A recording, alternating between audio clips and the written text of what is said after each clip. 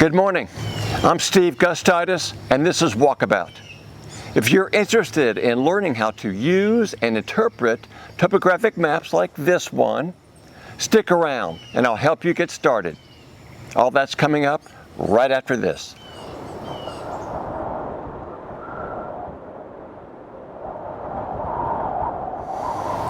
In the first video in this series on topographic maps, we learned about why we ought to use those maps during our backcountry experiences. We basically learned that topo maps enrich our experience while we're out on hikes and backpacking trips into the backcountry.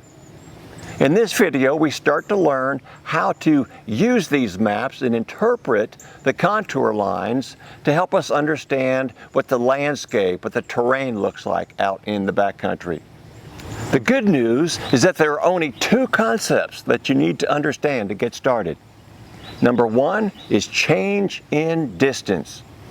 The second concept is change in elevation. That's it. That's all you need to know to get started.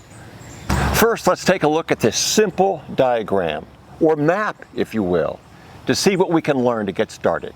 On this diagram, the red lines are contour lines. On most topo maps, every fifth contour line is labeled. Remember that every point along the same contour line is the same elevation above sea level. And we have two things that are happening between each adjacent contour line. The first is distance. Distance is important because it reflects the rate of elevation change between two contour lines. The scale on our map is 1 to 25,000. That means for every 1 inch on the map, that equals 25,000 inches on the ground. Distance is in two dimensions, length and width. The second thing that is happening is elevation gain or loss. Elevation gain is the third dimension on our map. The elevation gain between two adjacent contour lines on this map is 20 feet, and that's called the contour interval. On our second diagram here, we have the same scale map, 1 to 25,000. The lines here are close together. That means that the elevation change is happening quickly.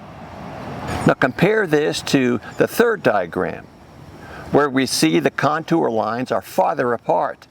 Here the rate of change is slower and more gradual. So the closer the lines are, the shorter the distance. The more rapid is the elevation gain. The farther the contour lines are apart, the longer the distance, and more slowly and the more gradual is elevation gain. So let's look at some real topographic maps to see what we can learn about what's happening on the ground. On this first map, we can see on the ground that the elevation change between two adjacent contour lines is happening quickly. That means the terrain is steep. On this second map, we can see that the change in elevation between two adjacent contour lines is happening much more gradual.